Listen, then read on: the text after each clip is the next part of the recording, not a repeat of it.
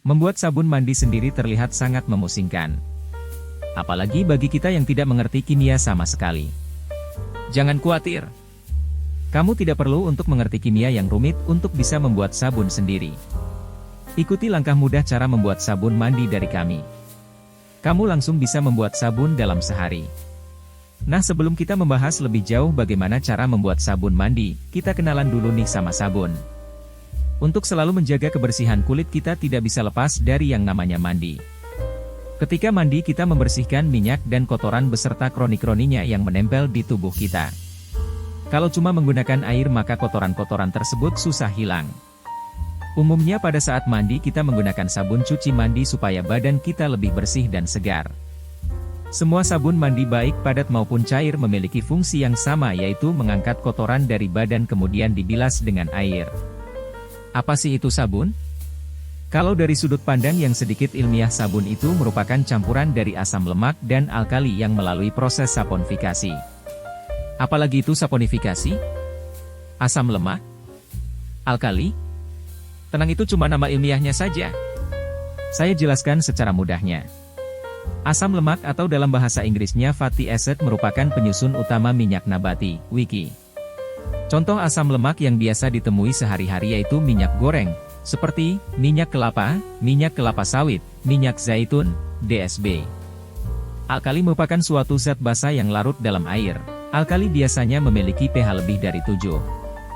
Contoh alkali yang biasa digunakan dalam pembuatan sabun natrium hidroksida, NaOH, dan kalium hidroksida, KO.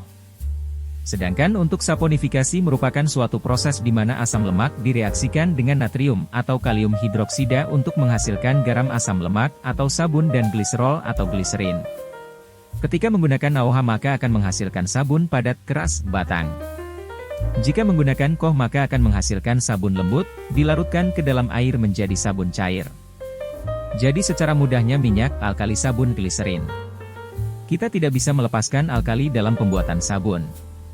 Sealami apapun suatu sabun pasti tetap menggunakan alkali. Alat untuk membuat sabun mandi. Alat untuk membuat sabun mandi. Alat untuk membuat sabun mandi. 1. Wadah atau panci. Selalu gunakan panci yang terbuat dari stainless steel. Kenapa harus stainless steel? Karena panci berbahan aluminium, besi, timah akan menyebabkan reaksi berbahaya jika bersinggungan dengan larutan alkali. Jangan dicoba. Reaksinya bisa sangat beracun. Bisa juga menggunakan gelas ukur pires atau sejenisnya dan wadah dari plastik yang agak tebal. Kamu membutuhkan 2 wadah panci, satu untuk tempat larutan alkali dan satunya lagi untuk tempat minyak sekaligus meraksikan sabun.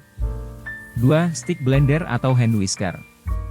Jika pengadukan dilakukan dengan hand whisker maka bisa memakan waktu hingga 1 jam.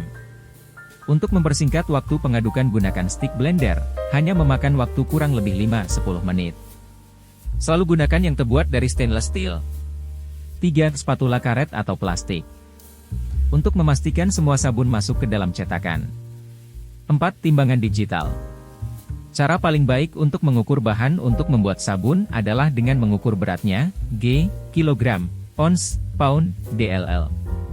Mengukur dengan volume, ml, liter, cc, DLL, sering tidak akurat.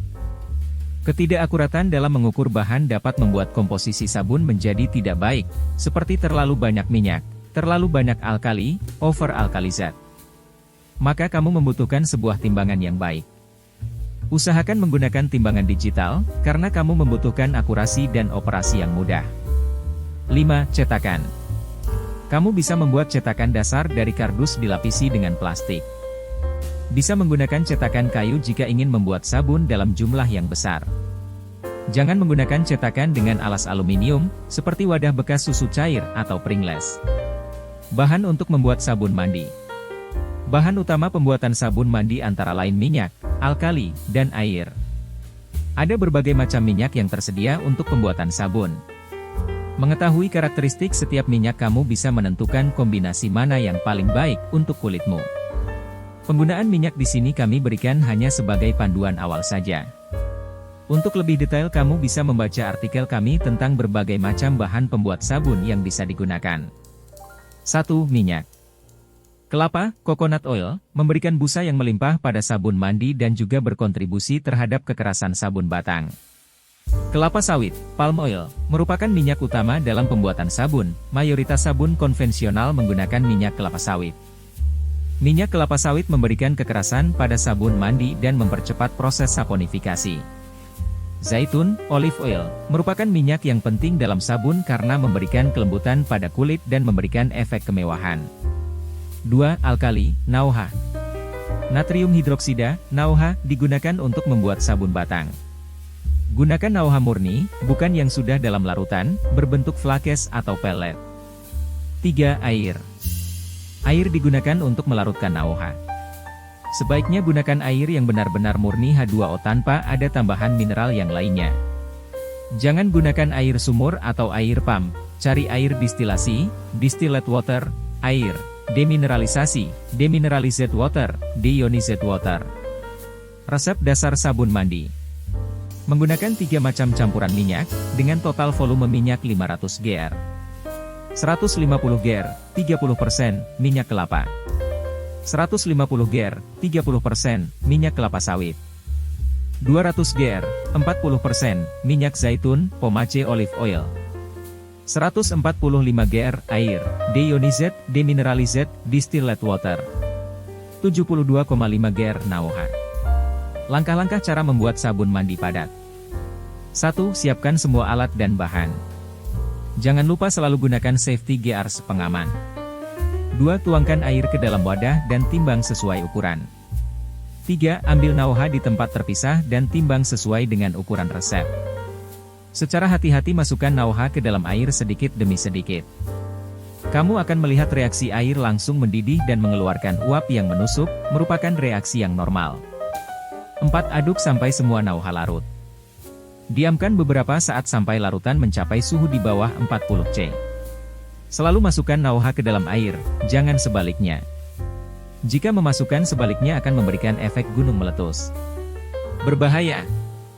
5. Sembari menunggu larutan NaOH dingin. Timbang sesuai ukuran dan campur minyak ke dalam wadah yang sudah disediakan. Jika minyak kelapa sawit menggumpal maka cairkan terlebih dahulu. Jika tidak ada yang menggumpal maka tidak perlu dipanaskan. Cara membuat sabun mandi step 1. 6. Ketika suhu larutan NaOH sudah mencapai sekitar 30-35 C, tuangkan ke dalam minyak secara perlahan. Cara membuat sabun mandi step 2. 7. Aduk secara terus-menerus menggunakan hand whisk sampai mencapai trace, biasanya memakan waktu lama. Gunakan stick blender jika ingin lebih cepat mencapai trace. Cara membuat sabun mandi step 3. Larutan tercampur rata, tetapi belum mencapai trace. Cara membuat sabun mandi step 4. Telah mencapai trace. 8. Ketika adonan sabun sudah mencapai trace maka hentikan pengadukan. Siapkan cetakan yang sudah dilapisi plastik atau kertas. Cara membuat sabun mandi step 5. Cetakan sederhana dilapisi kertas.